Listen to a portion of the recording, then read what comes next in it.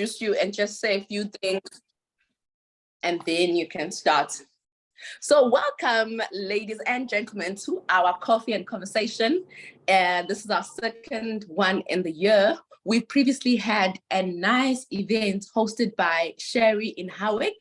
Congratulations to her for having us and for making such a impactful event. So our theme for the year is polish until you shine, shine until you sparkle. So with everything that we're doing, we're sparkling.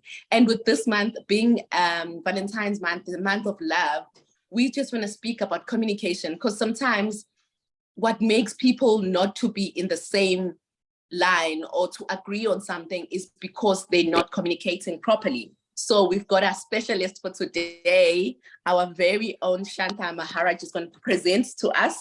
But before she presents, I'd just like to share something. You know, in my devotion this morning, I was reading, do not let any unwholesome talk come out of your mouths, but only what is helpful, what is building others up according to their needs, that may benefit those who listen. So when we communicate, we shouldn't just do it for the sake of saying words, but we must try and be helpful to build up and provide needs of others, which is to encourage them. And number three, to be beneficial, like to give nutrition on our communication, because words have the power to build up or tear down a person. So let us choose wholesome talk. And as I close, I'd like to remind you or us to be intentional about speaking words that are good and helpful. And we've got our upcoming coffee and conversation with Amanda from the Dialogue SA. She's a contact that I received from Women in Business, and she's got a good profile as well. So be sure to catch us. We'll announce the date will actually be on the 9th. We'll confirm the time and get back to you on social media. And then we've got our in-person events coming up, which will be focusing on HR practitioners, coaches, and lawyers on the 11th of March at Golden Horse. The details are also to follow. I'd like to hand over to Shanta to give us her presentation today. And I know that you're gonna enjoy this one. Thank you. You can take over. Thank you so much. Okay, so there seems right. I'm just looking and making sure that everybody is muted so that we don't have any background, because I believe you are recording this for your YouTube channel and I'm going to be using it as well. So let me just share my screen and then I will begin.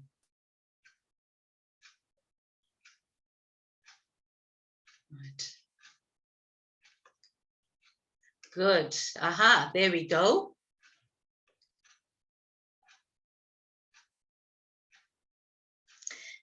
Lovely. So I think everybody besides Hafsa has an idea who Hafsa, are you on our Women in Business WhatsApp group? Because if you are, then you have encountered my comments and things like that. So yes, I'll very quickly just give you a background. I'm 63 years old. That's the first thing I say, and I'm loving it. Born and bred Pietermaritzburg, so that's how, you know, my heart is still very much there. Worked abroad for a while and back now, but settled in Gordons Bay, Western Cape. And yes, I'm a mother, I'm a professional woman, I'm many things, but I'm also a human being. And being a human being, I've always got to communicate, and I can't just woof woof or meow and get my way through life.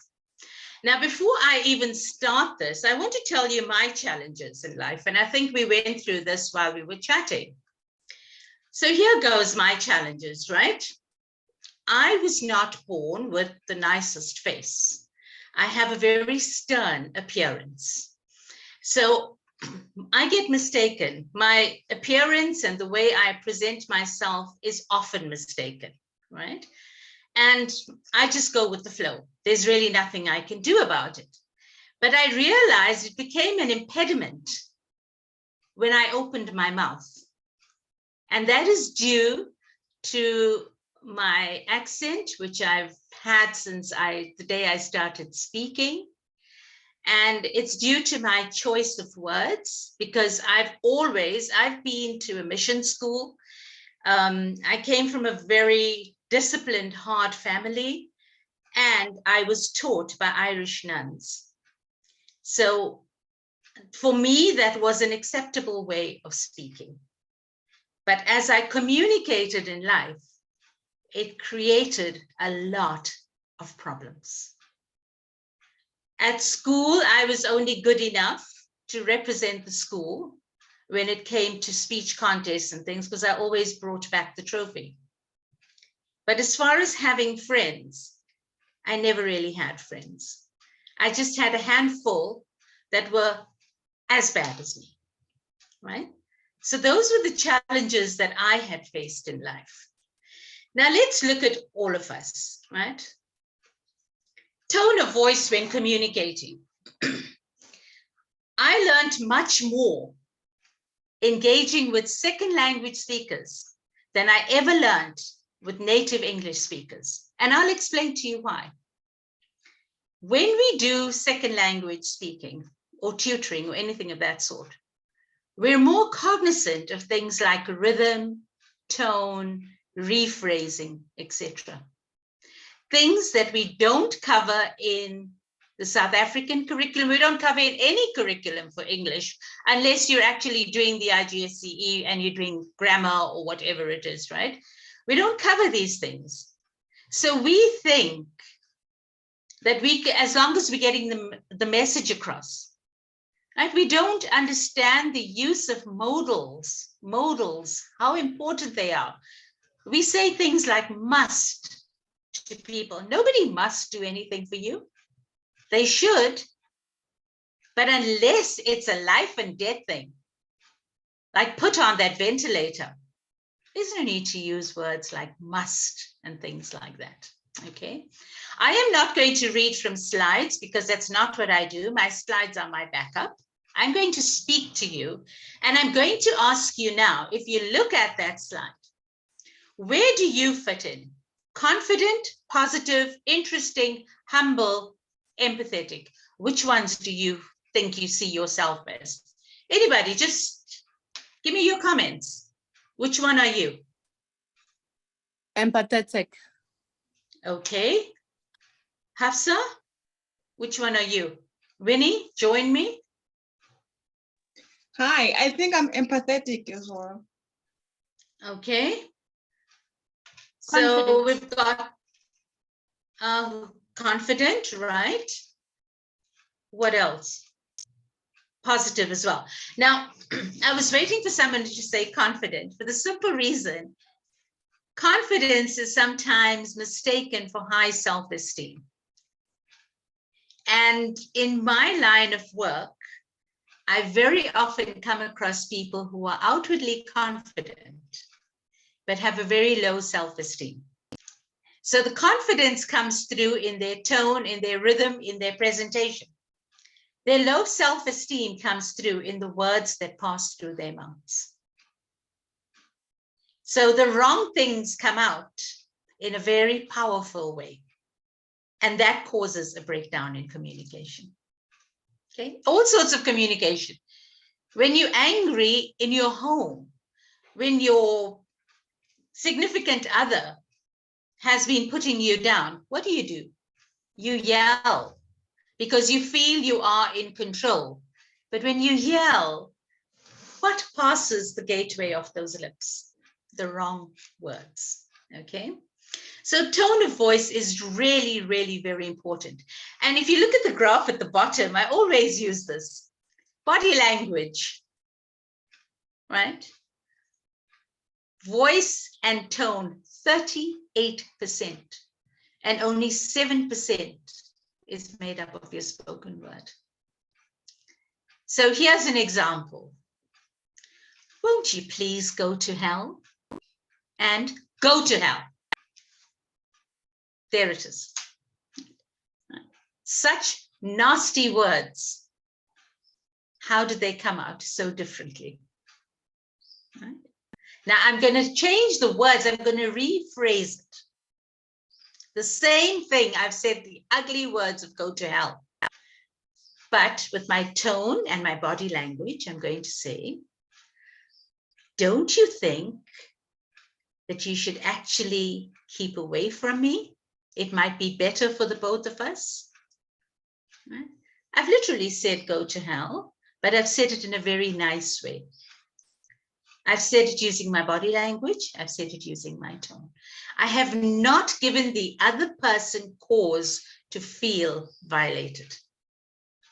Yes, as much as they've annoyed me, but I've been the person who has more control, and I've dealt with it in a much better way. All right, let's go on to the next one. For some reason, the slides are a tad bit slow, but we shall take it from there. Right. Doesn't that look familiar? Ladies, I used this for a purpose. And the reason I use this is very often we think it's only men that do this. How many of us have come across rude woman leaders? When I say rude, I mean rude, autocratic, absolutely void of dignity. Talk to me. Have you experienced this kind of thing, not just from men, but from women as well? Anyone comment? Sherry, Gugu, comments on this? I have. What was your reaction? Sometimes we expect better from women. We do, because we have a concept of sisterhood.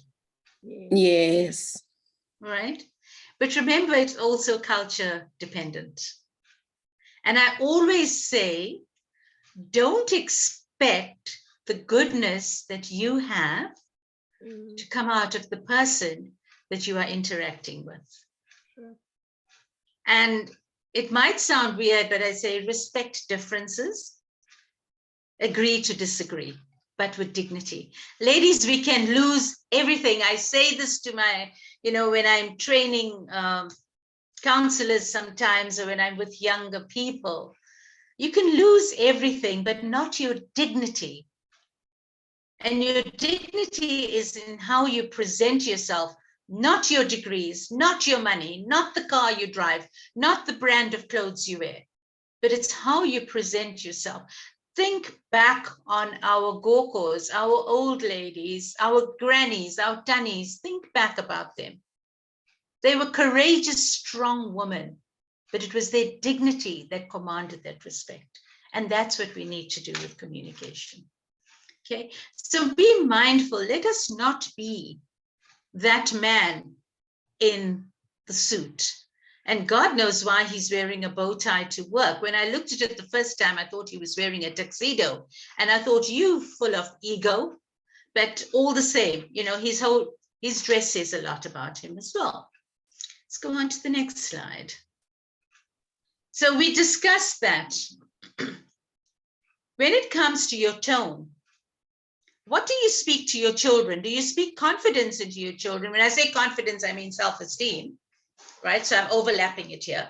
Do you speak positive self-esteem into your children, into your mentees, into your trainees, or do you speak authority?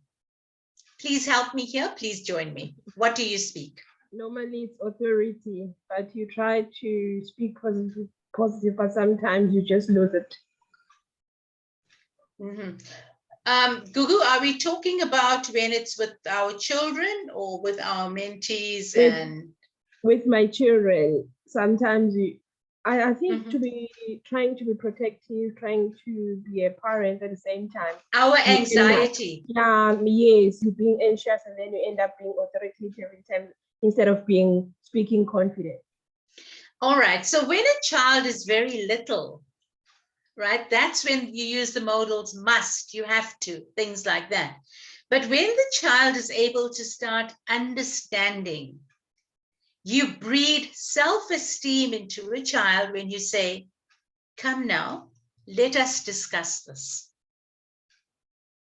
Or I don't think this is fair. not while you are under my watch. It's things like that.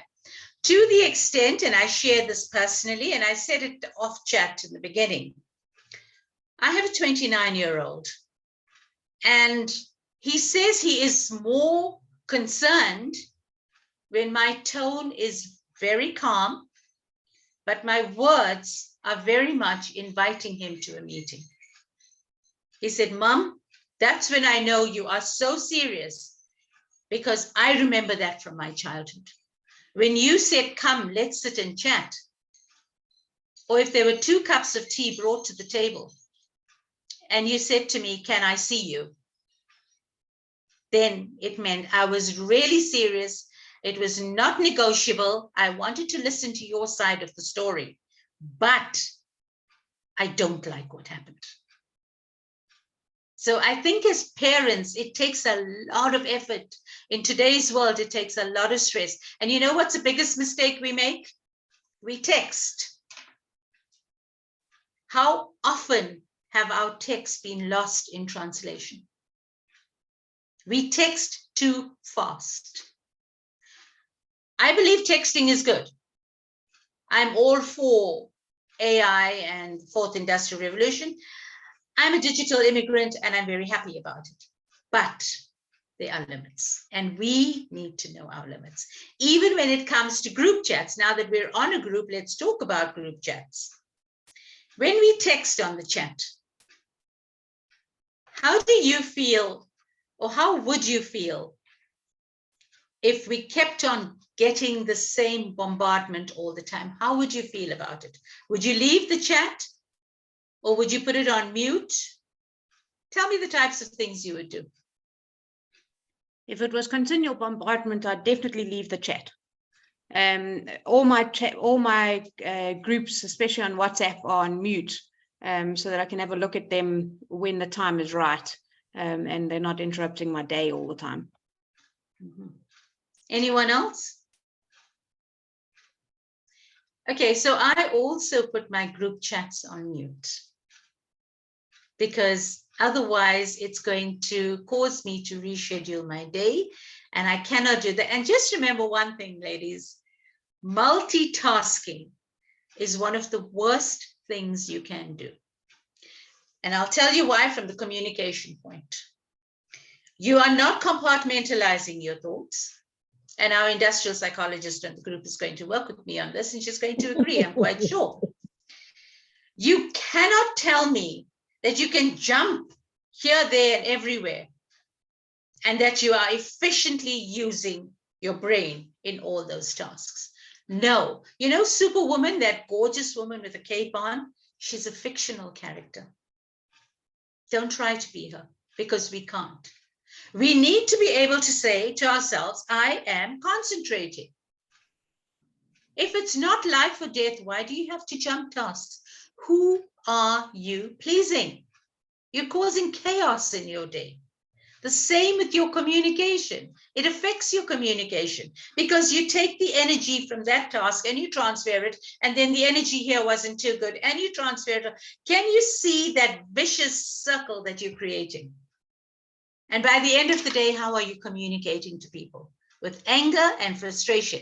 You go into an evening meeting, you just not yourself. As we say in Afrikaans, you gat vol.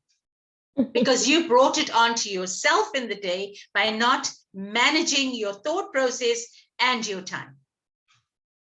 And it affects how you communicate. Might be a bit of a shocker, but that's multitasking can actually ruin you. Okay. So when you communicate, let your voice shine. Let it be warm. It's important because somebody is listening to you. You remember Shakespeare's time? Give me your ears, lend me your ears. You know, the great Roman emperors, lend me your ears. Yes, people are lending you their ears. Use it wisely. They're not giving it to you to bombard. They're lending it to you. So please take cognizance of that, okay? The other thing, be authentic. There's no need to be so squeaky and sweet and kind because you're not getting your message across. And always remember, ladies, you were not meant to be trodden upon. We are not pebbles. We are not paving slabs. We only that strong to give strength to others, not to be walked all over. Okay. And I think, my tone throughout this, hopefully, is giving you ideas of variation in tones as we go. I hope I'm giving you a practical experience. Okay, right. So our HR lady, I'm going to ask you to do something.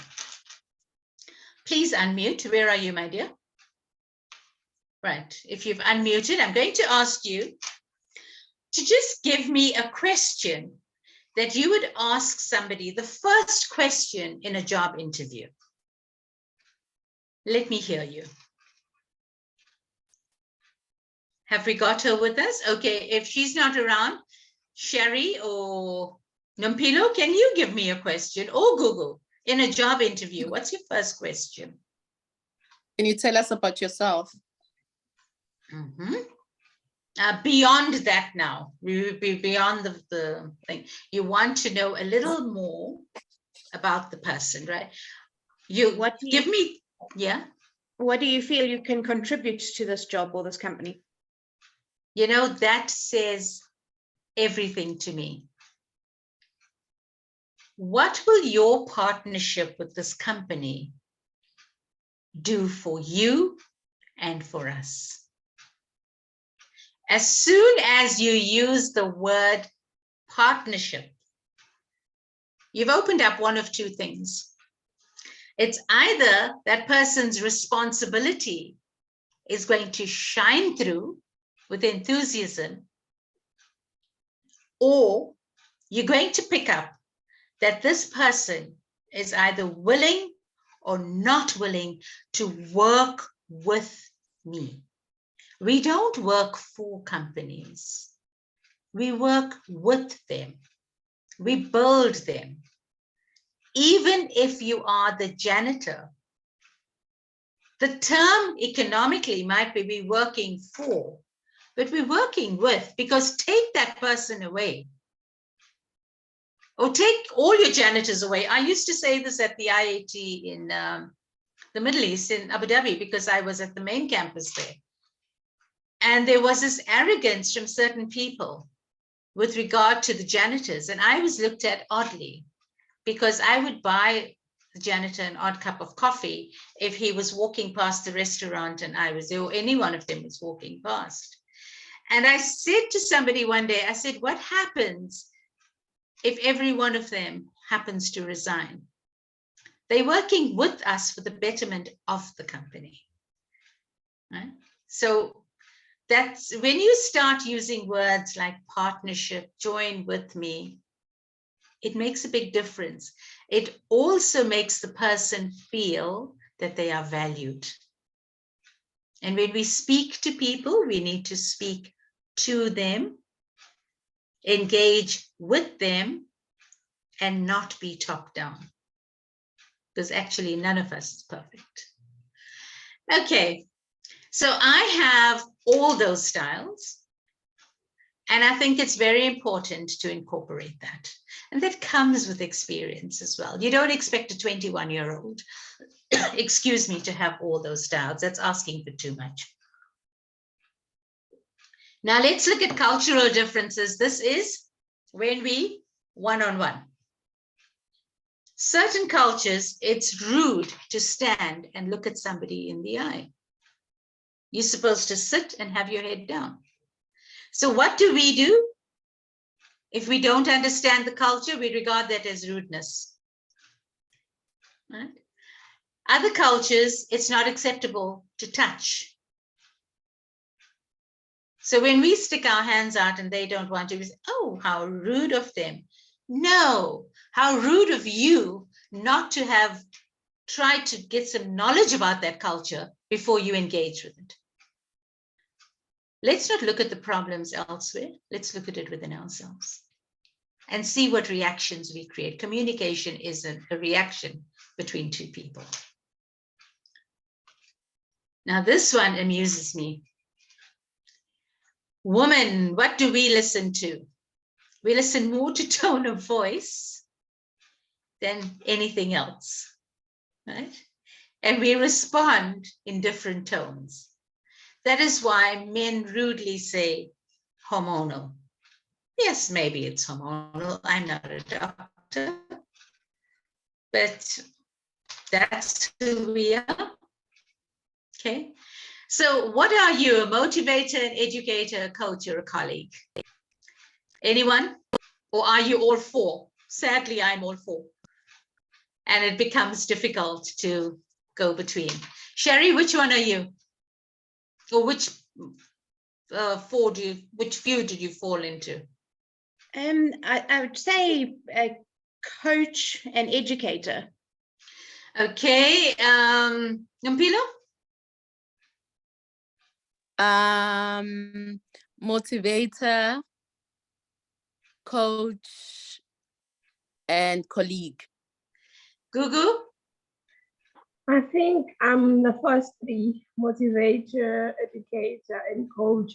But the educator part of it, it's like you inform others, not because they don't know, but you always feel like you're on the other side. You have to help. You have to nature. You have to. It's like you are that mother nature. It's always there. You have to not informing in a bad way as if you don't know, but it's like I must always be there. Okay, and our other two ladies? I think I'm a motivator, educator, and a coach. Uh-huh. And is it yeah? Yes, I am all for, and it can be challenging. All four can be very challenging. Very, very challenging. Especially when I'm, my apologies, especially at work, if I am a team leader or manager. That's true. So I'm also in a predicament where all four, and it can be very challenging. Now let's look at this slide. Okay. Don't ever type at me with that tone of voice again. I'd like a comment from you, Nampilo. You are our chairperson. You must be dealing with 1,000 bits of communication. Do you ever feel that way when you read some things? Don't ever type at me with that tone of voice again. Yes, I get that a lot. I actually put it on the chat that sometimes people are nice on the face, but they struggle to type, and you feel their tone on the message, on the email, or on the SMS. So it's a very hard one, this one. Yeah. Do we go back to them and give them feedback that actually I didn't like your tone, or do we just keep quiet and think this is the way they communicate? Now, I liked what you said. You asked me if we should go back and do feedback and say, actually, I didn't like your tone. Now, that is not going to give you a good feedback.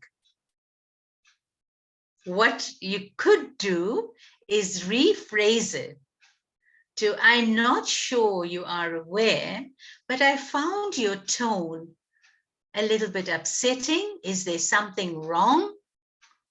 Can we rephrase this? Can we perhaps speak about it? Does that make a difference if we changed it to the way I would suggest?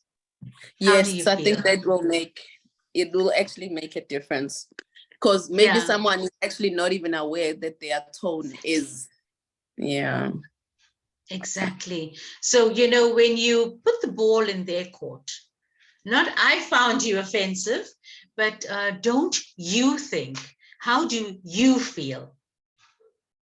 And then they like have that eureka moment, like, whoops, did we actually do that?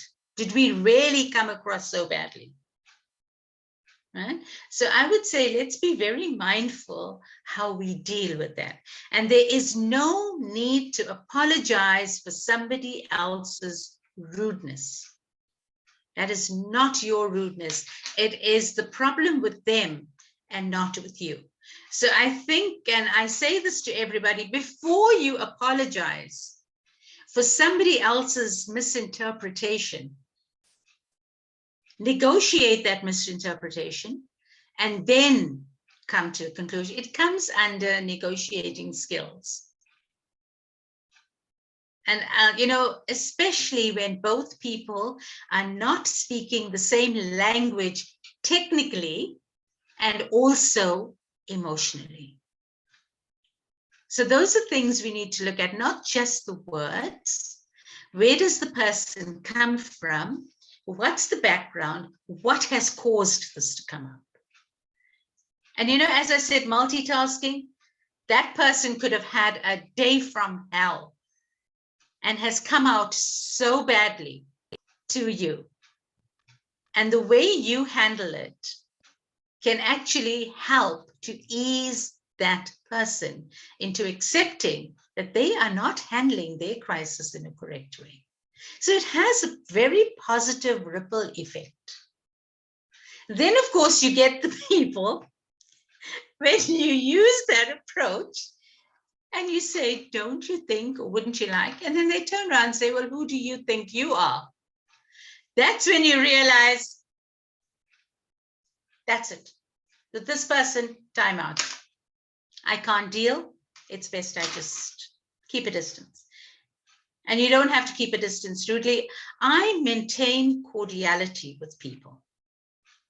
But you know, there are some people, and this is in my client base as well. There was a case when I was going through a lot of medical issues. And there was something that had come up with one of my clients. And the client stalked me. I said, I'm online till this, because I also tutor, you know, business people in Turkey. It's through Turkey, but we're talking senior business executives in English and communication. And I said to this person, this is my schedule for today. I'm finishing at 9:30 tonight. On the dot of 9:30, this person started bombarding me with messages. And in that, making false accusations. I was calm about it. By the next morning, I sent the person a document. I will no longer be your coach and your counselor, and I don't appreciate this. That was it. Over. As far as the allegations, I said, be my guest, do this, do that, done. There are times you have to adopt a very firm written tone when it infringes on your ethics, on your personal life, on your business, on your profession, on who you are. Of course, on your family as well, and on you. Right? So these things happen, and there are times you need to just come down like a ton of bricks. And that's the other persona you have to put on. Be it your friend, be it anybody who's in a business issue with you, or somebody who stalks you and calls you immediately after your last appointment. No, you've got to take firm decisions with regard to that. Okay, Philippa, hi. Okay, is there any question, or are there any questions you'd like to ask? Anyone? Let's have a chat. Anybody? Question time?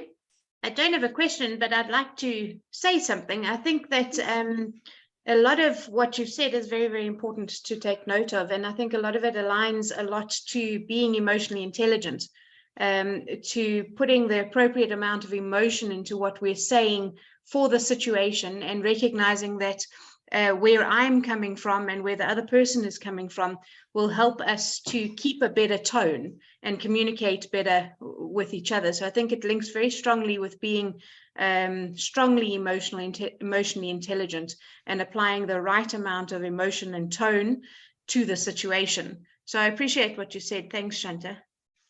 Thank you, Sherry. And adding to that, because I do emotional intelligence profiling, and the instrument I use is the Neuralink. That's Dr. Vermeulen's instrument. And what we do when we do EI, so you come in for EI, and then on that document, you also list 5 emails of people. And these are people who you know. So besides doing the profiling, the Neuralink profiling, what happens is the response from those 5 people also goes in. So it's just not you as an individual who's being profiled, but it's what others think about you, because we think we're great with our emotional intelligence. When it's single profiling, and our industrial psychologist here is going to actually support me on this. When it's just single profiling, it can be very biased. But when it involves other opinions, and this, battery of tests designed by Dr. Vermeulen, it's absolutely fantastic. Really, it is. I've never seen something like that where you look at the comments and then when you're discussing it with your client, obviously you do not know the name of the person. So the whole result comes down and you're sitting with this 30-page document and you're summarizing it for your client. And then you say, okay, fine. So you seem to come across as X for a certain percentage of time. You seem to come across as Y. You seem to come across as Z. So let's work on that. Those are the areas you need to work on. So emotional intelligence, it's amazing. Sherry, I'm so glad you brought that up. It is amazing how it impacts on you in so many ways. Absolutely amazing. Any other comments? Hafsa from the legal field?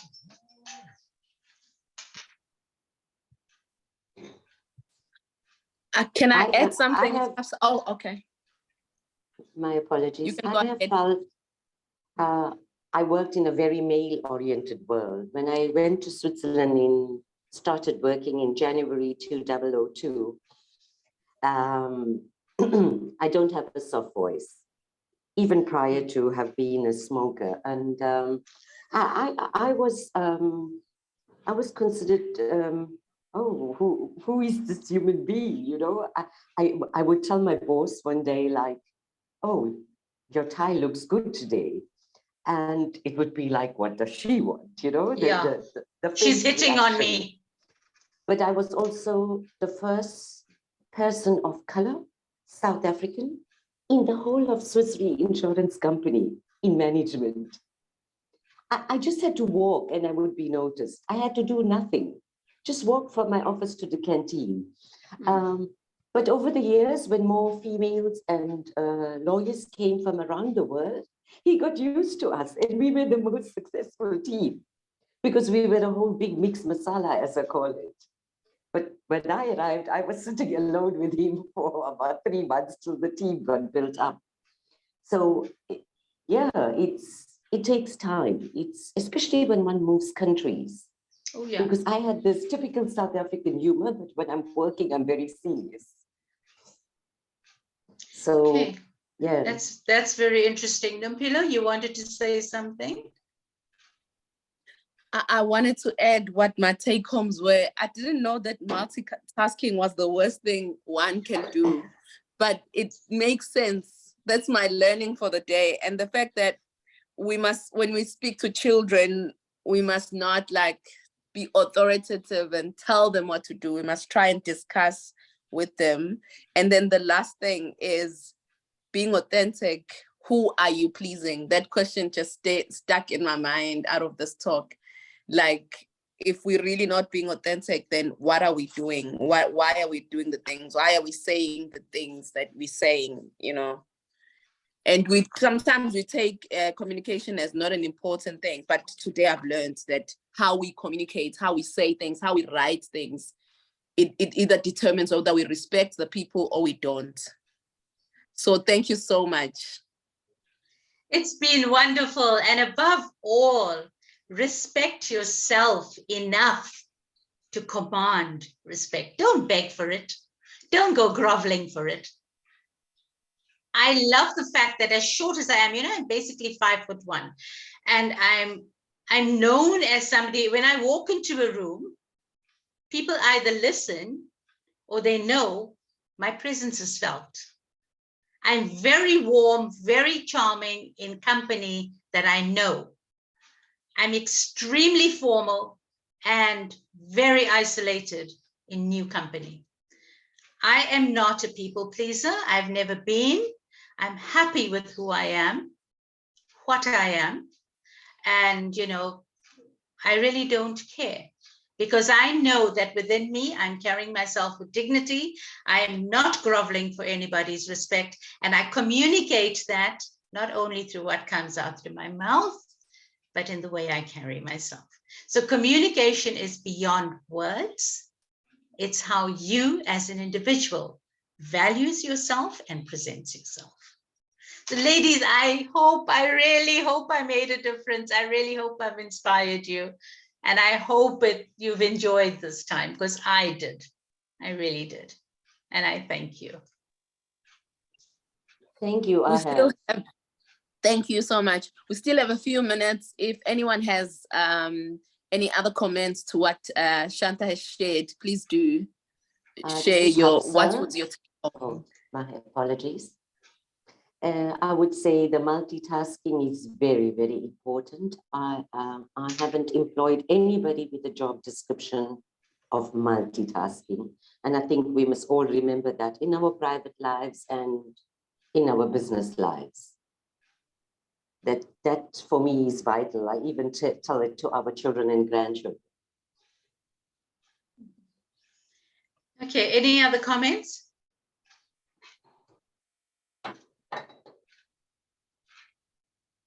Sherry, you do a lot of training. Hi. Yes. Oh, Winnie, hi. Thank you so much. This session had opened up my mind and about your tone and your body language. So I just want to comment on this. I have been struggling with my firstborn, and how to say things to her. She's 5 years now. She asks questions, she talk backs and all that. But in the process of the struggle, I managed to be able to talk, to communicate with her instead of commanding her, because I had noticed that when you command her, instead of listening to you, she has that fear. Yeah, she has that fear. So the outcome is not about understanding what you are saying as a parent, but the outcome is based on fear. So if I communicate with her, and whenever I communicate with her and make her understand why do I ask her to do things in a certain way, it comes, the outcome is always perfect, because she feels as if she have a say on how she must do things. Sometimes she even, she speaks to daddy on how me and mommy were talking about things, when you come back from school, why must I put my stuff in properly? Why must I do things in a certain way? So it's, it's pleasing. It's yes. It's so good. It feels good. So it's really a good thing to have, skills on how you communicate. And I think it works also in business wise. It works in friendship, in every way of life. Like, for an example, with my husband, 90% of the time or 95% of the time, I always get what I want from him, because of how I talk to him, or how I ask him, or how I communicate with him when I need something from him. So thank you so much. Thank you. You're welcome. Ladies, before we end, can I just leave you with a bit of an acupressure exercise? And this, these are regarded as our emergency points in our body, right? Have you looked very often at men from the East when they sit in a meeting? They're sitting like this.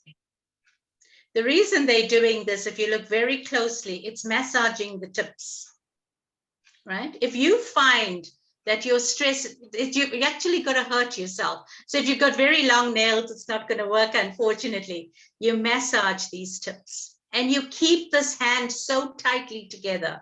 You will find your tension easing. Do that instead of just responding to the person. If you find you can't do that, you see the WIB here? And this I learned when I was pregnant, because I couldn't take medication. And this, the good old Dr. Nelson taught me. You just massage till it hurts. Nobody knows you're massaging. You're calming yourself. It's having an effect on your brain. And then you deal with the situation. No matter how annoying the person is in front of you, do not respond immediately. Calm, work on your own body, and then respond. It really works. Wow, thank you so much. Can I just read 2 comments from Philippa and Gugu? Philippa is saying, thank you, Shanta. Thank you for sharing the wisdom as always.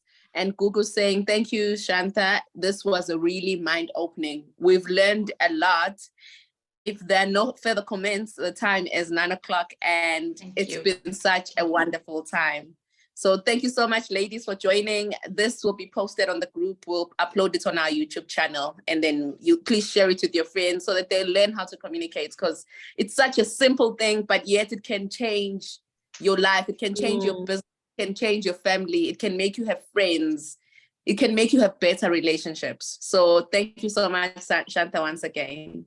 Thank you. Thank you. Okay, thank you. Namaste, everybody. Bye-bye. Bye. Thanks. Have a productive day. Thank you. Bye. Thanks. Bye.